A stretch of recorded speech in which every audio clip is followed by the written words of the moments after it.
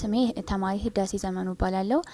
በአገው ምድር ሁለተኛ ደረጃ ትምህርት ቤት የ12ኛ ክፍል የ2018 ተፈታኝ ነበርኩ። ውጤቴም ከ600 583 አስመዝግቤያለሁ። ውጤቴን ያየሁበት መንገድ እንዴት ነው? ቅዳሜ ላይ ነበር የሰማሁት። እሱም ደግሞ እንዴት ነው ከመንገድ ማለት ጉዞ ነበረኝ። ከጉዞ እንደተመለስኩ ወዲያው ቤት እንደገባው ወዲያው ቁጭ እንዳልኩ ማላቀው ስልክ ተደወለልኝና ሄሎ ስል ከዛ እንዴት ነው ሰቀልሽኮ 583 ሰቀልሽኮ አሉኝ። ጓደኞቼ ናቸው እንደወሉልኝ። ማላቀው ስልክ ነበርና ከትምህርት ሚኒስቴር በተሰጠው መግለጫም የተባለው ነገር አገው ምድር ሁለተኛ ደረጃ ትምህርት ቤት እንጅባራ ውስጥ 583 የሰራች ሴት አለች ነው እንጂ ስም አልተጠቀሰም ነበረ።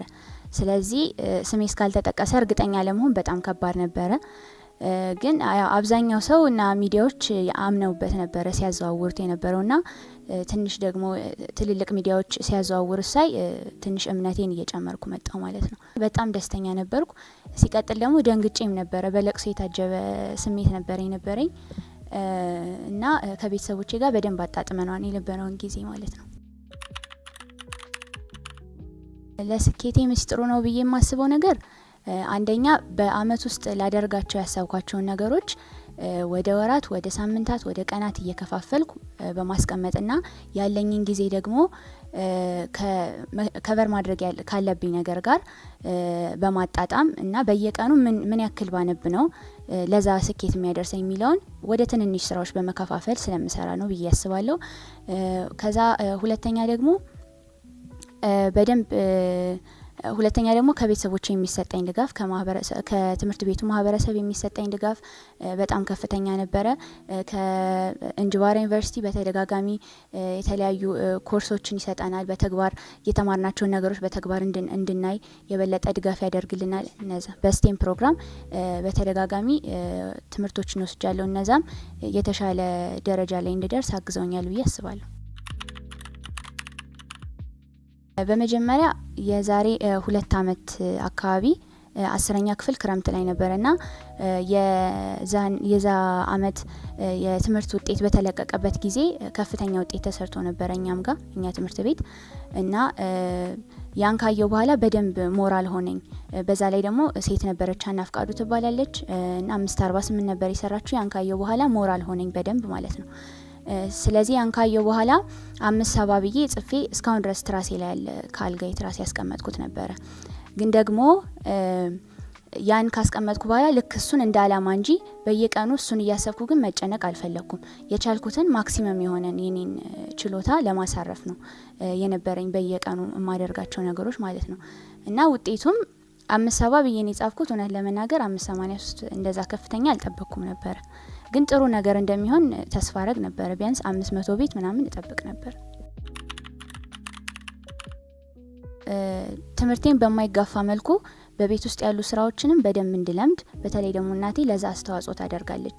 በደንብ በቤት ውስጥ ያለኝ ሙያ ከትምህርቴ ጋር በማይጋፋ መልኩ እንድለማመደው፣ ምክንያቱም ለወደፊቱ ህይወቴም የበለጠ ጠቃሚ ስለሚሆን ማለት ነው።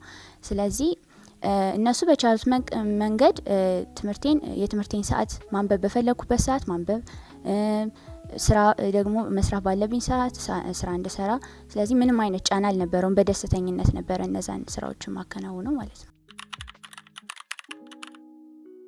የወደፊት ህልሜ በሶፍትዌር ኢንጂነሪንግ እና ኮምፒውተር ሳይንስ እንዲሁም ሌሎች ሪሌትድ የሆኑ ፊልዶችን ነው መማር የምፈልገው።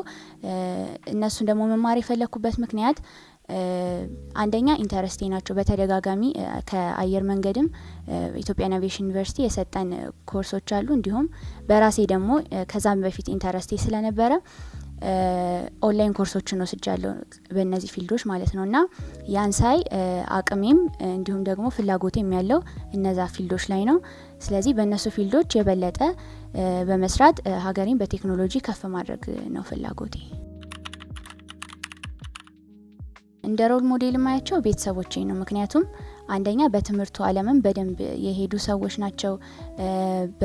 እንዲሁም ደግሞ በስራቸውም በደንብ የተመሰከረላቸው በጣም ጀግና የሆኑ እናትና አባት ነው ያሉኝ። እነሱን ነው እንደ ሮል ሞዴል ማያቸው። ከዛ በተጨማሪ በትምህርት ጉዞዬ ውስጥ ደግሞ ያገዙኝ ብዬ የማስባቸው በመጀመሪያ ወላጆቼ ናቸው እንደተናገርኩት። ሲቀጥል ደግሞ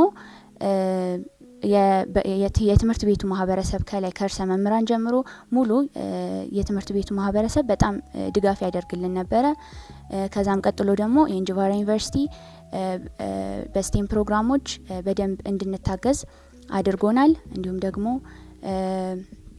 ኢትዮጵያን አቪዬሽን ዩኒቨርሲቲም እንደዚሁ በስቴም ፕሮግራሞች የተሻለ ፐርፎርማንስ እንዲኖረኝ ረድተውኛል ማለት ነው።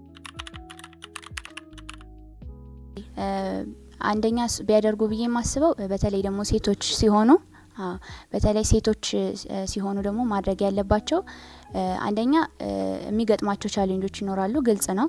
ግን እነዛን ቻሌንጆች በደንብ ሊረዳቸው